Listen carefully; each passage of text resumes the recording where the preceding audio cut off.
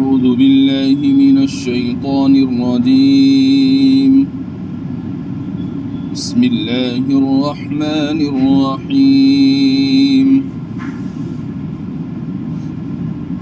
الحاقة ما الحاقة وما أدراك ما الحاقة كذبت ثمود وعاد بالقارعة فأما ثمود فأهلكوا بالطاغية وأما عاد فأهلكوا بريح صرصر عاتية سخرها عليهم 7 ليال و8 أيام حسوما فترى القوم فيها صرعى كأنهم أعجاز نخل خاوية فهل ترى لهم من باقية وجاء فرعون ومن قبله والمؤتفكات بالخاطئة فعصوا رسول ربهم فأخذهم أخذة رابية إنا لما طغى الماء حملناكم في الجارية لنجعلها لكم تذكرة وتعيها أذن واعية صدق الله العظيم الحاقة ما الحاقة وہ حقیقت جو ہو کر رہے گی، کیا ہے وہ حقیقت جو ہو کر رہے گی؟ وما ادراک ما الحاقہ، اور تمہیں کیا پتا کہ وہ حقیقت کیا ہے جو ہو کر رہے گی؟ کذبت ثمود وعاد بالقارعہ، ثمود اور عاد کی قوموں نے اسی جھنجھوڑ ڈالنے والی حقیقت کو جھٹلایا تھا۔ فَأَمَّا ثَمُودُ فَأُهْلِكُوا بِالطَّاغِيَةِ، نتیجہ یہ ہوا کہ جو سمود کے لوگ تھے وہ ایسی آفت سے ہلاک کیے گئے جو حد سے زیادہ خوفناک تھی۔ آج جو آیات مبارکہ ہم نے تلاوت کی ہیں یہ سورۃ الحاقہ کی ابتدائی آیات ہیں۔ سورۃ الحاقہ یہ قرآن مقدس کی ان سورہ مبارکہ میں سے ہے جو مکی کہلاتی ہیں،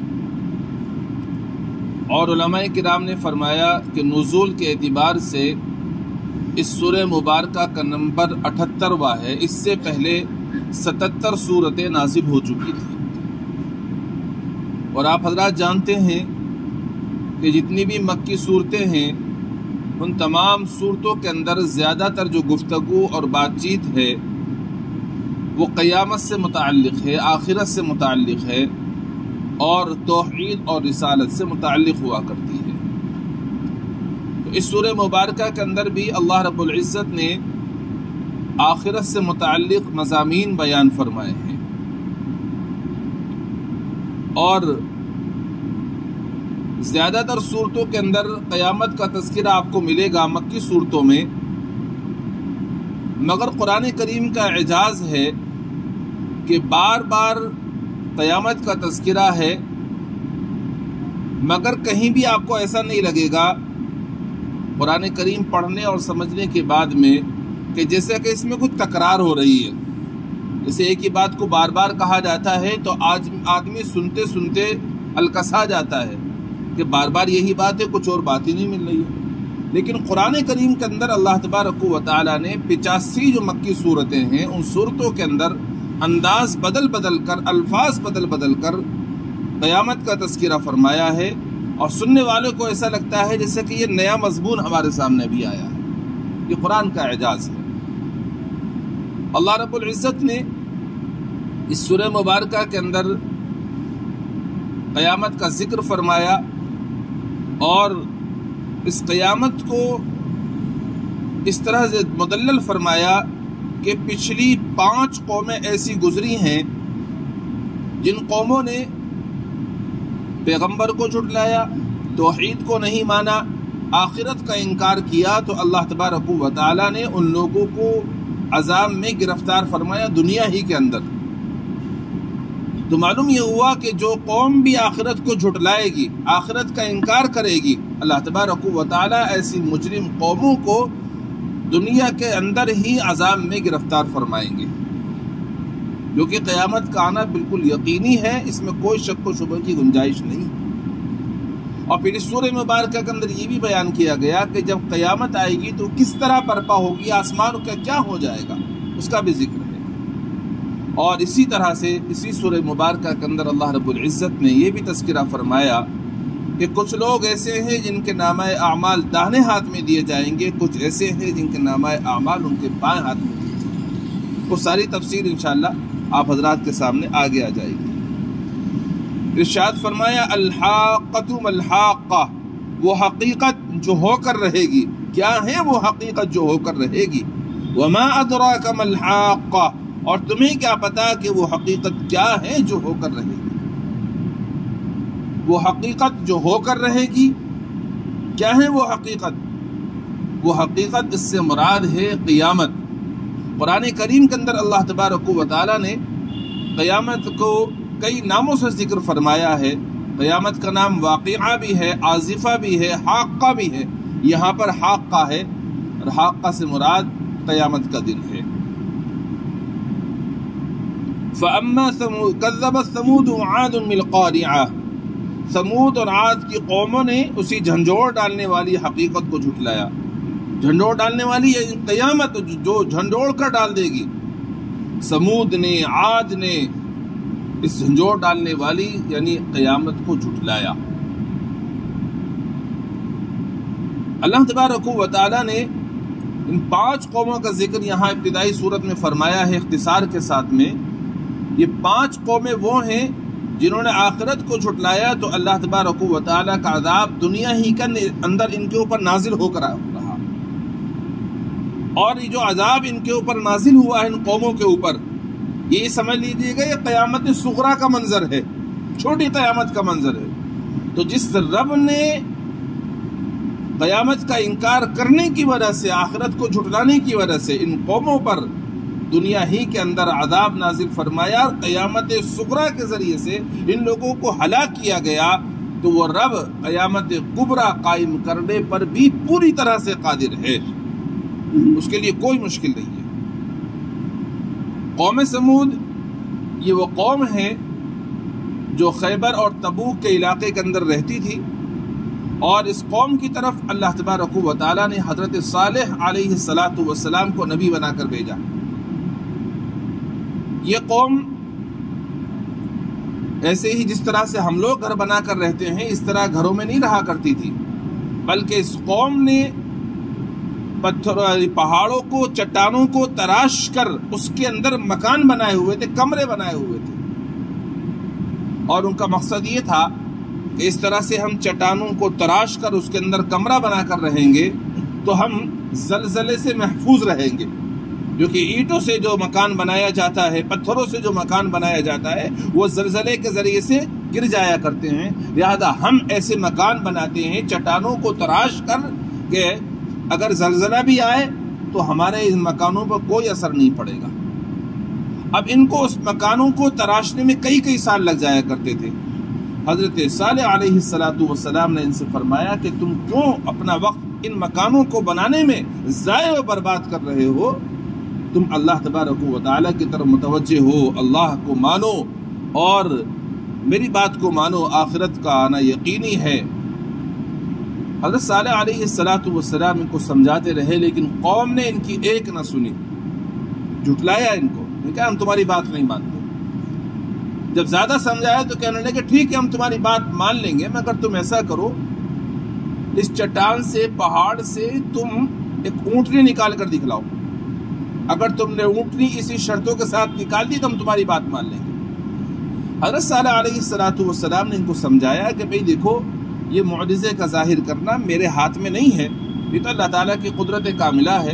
اللہ تعالیٰ نے اگر میرے ہاتھ پر اس کو ظاہر فرما دیا تو کیا تم ایمان لے آؤ گے، میری بات مان لو گے؟ کہ ہاں ہم تمہاری بات مان لیں گے۔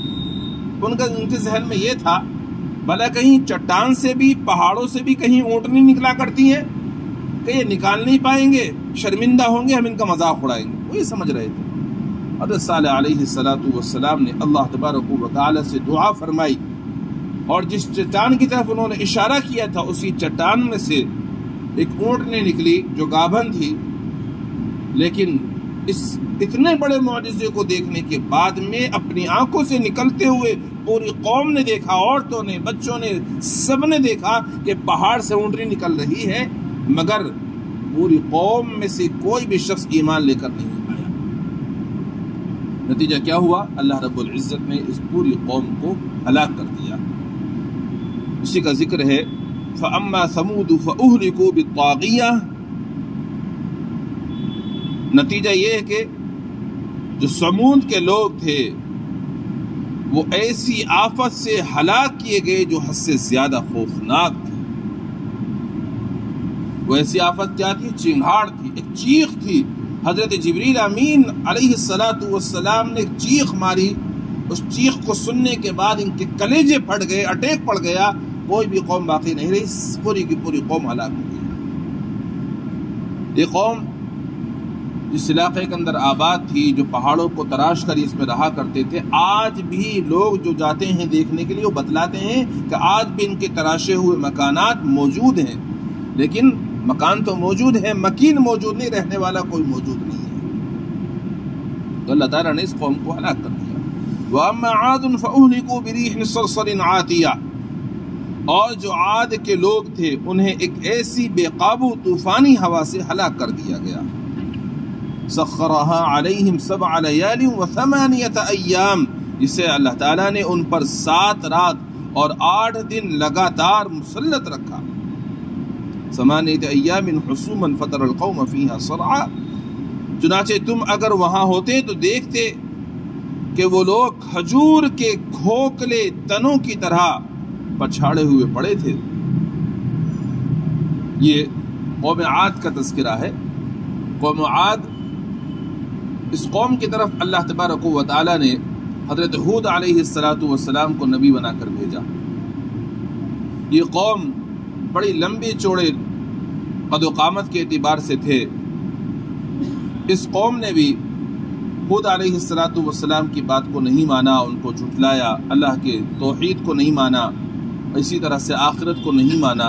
نتیجہ یہ ہوا کہ اللہ تبارک و تعالی نے ان کے اوپر عذاب مسلط فرمایا۔ پہلے ان کے اوپر قحط نازل ہوا، 3 سال تک بارش کا ایک قطرہ بھی نہیں برسا، پریشان ہو گئے قحط سے۔ جو کنویں تھے، کنویں کا پانی مزید نیچے ہو گیا، یہ بہت زیادہ پریشان ہو گئے۔ ہود علیہ السلام نے سمجھایا ان کو کہ قوم آج بھی تم میری بات مان لو، اللہ کو ایک ماننے والے بن جاؤ اور آخرت پر یقین کر لو، اللہ تعالیٰ تم پر سے عذاب ہٹا لیں گے۔ تو قوم کا جواب تھا، اچھا تمہاری وجہ سے پانی ملے گا ہمیں؟ تمہاری وجہ سے ہمیں پانی نہیں چاہیے، مر جانا منظور ہے مگر تمہارے ذریعے سے ہمیں پانی نہیں چاہیے، مل جا منظور نہیں ہے۔ چنانچہ ایک دن اللہ تبارک و تعالی نے بادلوں کو بھیجا، ہوا چلی، بادل آیا، ان لوگوں نے سمجھا کہ آج بارش برسے گی، لیکن ہوا تھی وہ اتنی خطرناک ہوا تھی کہ اس ہوا نے ان کو اٹھا کر پٹک دیا، ادھر سے ادھر، ادھر سے ادھر پٹکا جا رہا ہے، اور یہ ہوا کا عذاب ان کے اوپر 8 دن اور 7 راتیں لگاتار رہا، اور اس ہوا کے عذاب کے ذریعے سے اس پوری قوم کو اللہ تبارک و تعالی نے ہلاک فرما دیا۔ قوم سمود منٹوں سیکنڈوں میں ہلاک کی گئی، چیخ کے ذریعے سے ہلاک ہو گئی، لیکن یہ قوم، ان کے اوپر 8 دن اور 7 راتیں لگاتار ہوا چلی، اور اتنی خطرناک ہوا تھی، بالکل بے قابو تھی، حد سے آگے نکلنے والی، یعنی جو ہوا کا کنٹرول کرنے والے فرشتے ہیں ان کے کنٹرول سے بھی یہ ہوا باہر ہو رہی تھی، اتنی خطرناک ہوا تھی۔ لگاتار مسلسل جب یہ ہوا چلی تو پوری کی پوری قوم تباہ اور برباد ہو گئی۔ اسی کا ذکر اللہ نے اس آیت میں فرمایا، وَأَمَّا عَادٌ فَأُهْلِكُوا بِرِيحٍ صَرْصَرٍ عَاتِيَةٍ، اور جو عاد کے لوگ تھے انہیں ایک ایسی بے قابو طوفانی ہوا سے ہلاک کیا گیا. سخرها علیہم 7 لیال و 8 ایام حسوما، جسے اللہ تعالیٰ نے ان پر 7 رات اور 8 دن لگاتار مسلط رکھا. علماء نے فرمایا ہے کہ بدھ کے دن عذاب شروع ہوا صبح کے وقت، اور اگلے بدھ کو شام کے وقت میں یہ عذاب ختم ہو گیا. تو اس طرح سے 8 دن ہو گئے اور یہ 7 راتیں ہو گئیں. اس 8 دن اور 7 راتوں کے اندر پوری کی پوری قوم ہوا کے عذاب کے ذریعے سے ہلاک ہو گئی. فَتَرَى الْقَوْمَ فِيهَا صَرْعَىٰ كَأَنَّهُمْ أَعْجَازُ نَخْلٍ خَاوِيَةٍ، چنانچہ تم اگر وہاں ہوتے تو دیکھتے کہ وہ لوگ وہاں کھجور کے کھوکھلے تنوں کی طرح پچھاڑے ہوئے پڑے تھے. علماء نے کہا ہے کہ قوم عاد کے لوگ بڑے ڈیل ڈول والے تھے، اس لیے ان کی زمین پر گری ہوئی لاشوں کو کھجور کے تنوں سے تشبیہ دی گئی ہے. بہت لمبے چوڑے تھے، جیسے کھجور کے تنے کو کاٹ کر کے زمین پر ڈال دیا جاتا ہے تو مرنے کے بعد ان کی لاشیں اسی طرح سے زمینوں پر پڑی ہوئی تھی، جیسے کھجور کے تنے کو کاٹ کاٹ کر ڈال دیا گیا. فَهَلْ تَرَى لَهُم مِّن بَاقِيَةٍ، اب کیا ان میں سے کوئی بچا ہوا نظر آتا ہے؟ کوئی بھی بچا ہوا نظر نہیں آتا، سب ہلاک ہو گئے، کوئی نہیں بچا. وَجَاءَ فِرْعَوْنُ وَمَنْ قَبْلَهُ وَالْمُؤْتَفِكَاتُ بِالْخَاطِئَةِ، اور فرعون اور اس سے پہلے کے لوگوں نے اور الٹی ہوئی بستیوں نے بھی اسی جرم کا ارتکاب کیا تھا. اللہ تعالیٰ فرماتے ہیں فرعون نے اور فرعون سے پہلے وہ قوم جن کی بستی کو الٹ دیا گیا، انہوں نے بھی اسی طرح کی نافرمانی کا ارتکاب کیا تھا. فرعون سے مراد تو آپ سمجھتے ہی ہیں کہ اس فرعون سے مراد موسیٰ علیہ السلام کے زمانے کا فرعون ہے. مصر کا جو بھی بادشاہ ہوتا تھا اس بادشاہ کا لقب فرعون ہوا کرتا تھا. ایک فرعون ہے حضرت یوسف علیہ السلام کے زمانے کا، اس کا نام ریان بتلایا جاتا ہے. یہ یوسف علیہ السلام کے ہاتھ پر ایمان لے آیا، لیکن ایمان لانے کے بعد میں اس نے اپنی حکومت اور سلطنت سیدنا یوسف علیہ السلام کے حوالے کر دی کہ حضرت جب میں آپ پر ایمان لے آیا ہوں تو میری ہمت نہیں ہے کہ میں آپ کے اوپر حکومت کروں، لہذا یہ حکومت اور تخت و تاج آپ ہی سنبھالیے.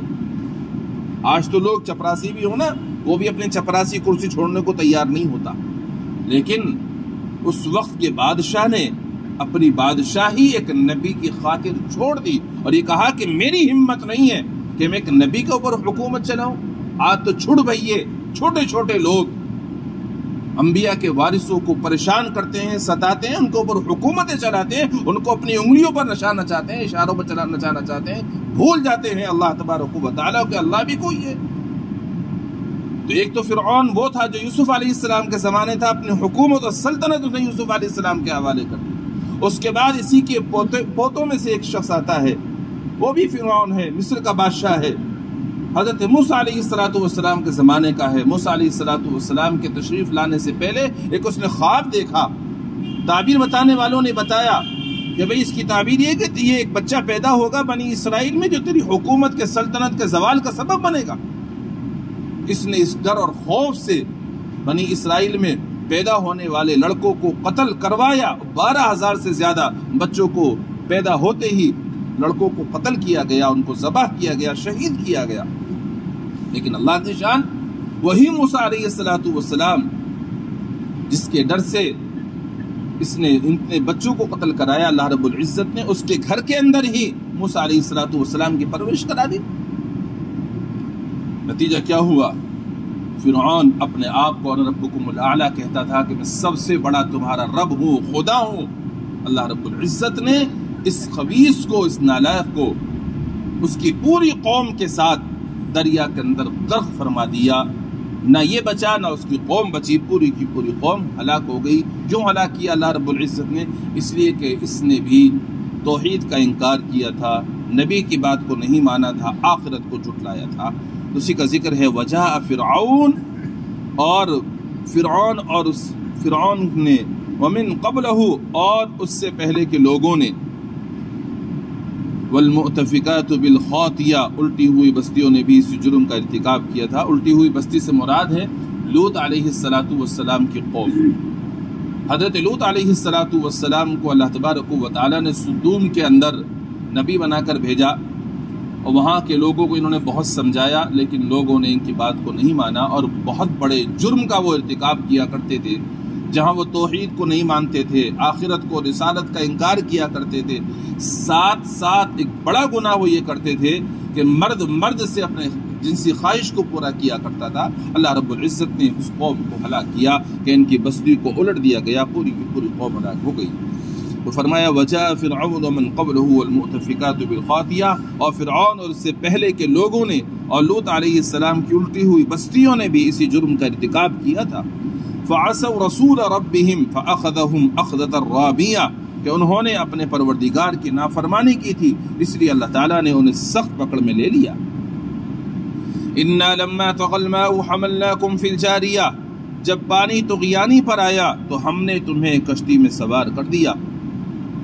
جب پانی طغیانی پر آیا تو ہم نے تمہیں کشتی پر سوار کر دیا، اس سے مراد ہے نوح علیہ السلام۔ نوح علیہ السلام نے بھی اپنی قوم کو بہت سمجھایا، توحید کی، آخرت کی، رسالت کی دعوت دی، 950 سال تقریباً ان کو سمجھایا، اللہ کی طرف بلاتے رہے، مگر قوم کے چند لوگوں کے سوا باقی لوگوں نے ان کی بات کو نہیں مانا۔